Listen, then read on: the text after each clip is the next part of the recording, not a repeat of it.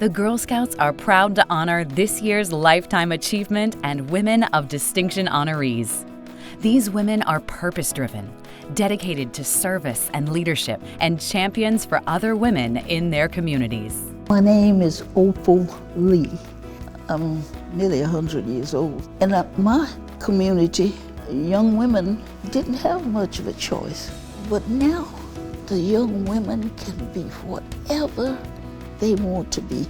And to see them being astronauts and scientists and doctors and lawyers, oh, it makes my heart glad.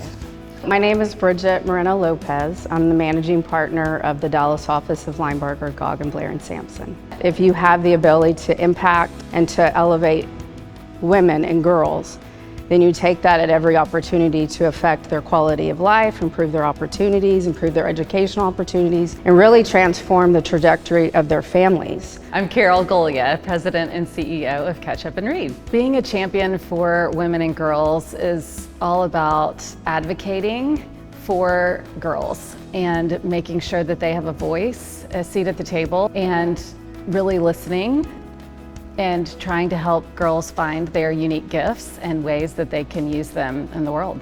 I'm called the grandmother of Juneteenth because for years I felt like I'd not done enough in my community.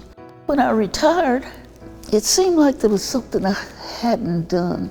I was one of the members, the Tarrant County Black Historical and Genealogical Society.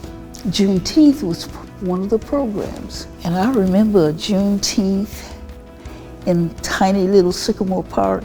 There were 30,000 people, and did we have fun? Oh, and I thought about Juneteenth because I felt like it needed to be a holiday too. And I decided with my team that if a little old lady in tennis shoes was walking from Texas to Washington, D.C., 1,400 miles, somebody would take notice. And so I started walking. I started September 2016. I actually got to Washington in January 2017. We got the call to go to the White House because President Biden was gonna sign Juneteenth into law. I was there. It was magnificent. I was so happy. I got offered a job to work for the Dallas DA's office. Was at the DA's office for almost 5 years. Was a child abuse prosecutor, family violence prosecutor, so I did a lot of work on behalf of children, young girls, women. When I left to work as a civil attorney, I was asked to serve on the Dallas Children's Advocacy Center board, and to me it was another opportunity to help young girls. The average child abuse victim is a 7-year-old girl that's Hispanic. And with my experience, it made a lot of sense. And so I served on the board for 6 years, and it was my goal to help that organization gain access to public funds. I helped secure money from Dallas County to contribute to the cost of healing children in Dallas County. And then I had the opportunity to go and work for the law firm. I started on the ground as an associate attorney and then worked my way up, and now I manage our office. We have the highest number of equity owners that are women. And on our management committee, we actually have about 40% are women. And so because we get to sit at the table where major decisions are being made, then we get to formulate a blueprint, a plan of how do we give women more opportunities and elevate women. I grew up here in Dallas and then came back after my MBA working at Frito-Lay and PepsiCo in brand marketing, and then went to Communities Foundation of Texas. When I was at Communities Foundation of Texas, I was honored to be a part of North Texas Giving Day. When I started, North Texas Giving Day was $4 million, and when I left it was over $50 million.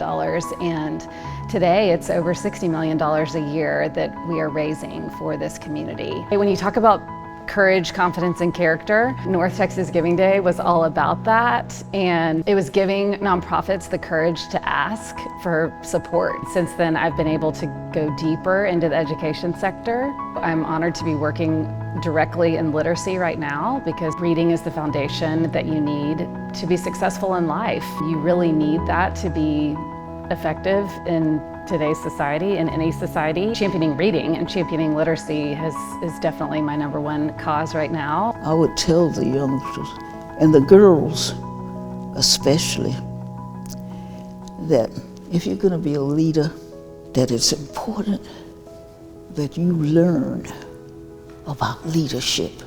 Don't let nothing stop you from being what you envision yourself. The world is your oyster.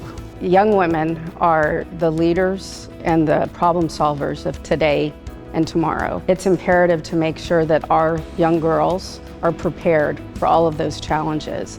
And when we prepare, then everybody wins. Girl Scouts has a huge role in preparing girls to be leaders of the future. Girl Scouts is all about taking action and identifying something that is not well in the world and making a difference. If people can be taught to hate, they can be taught to love.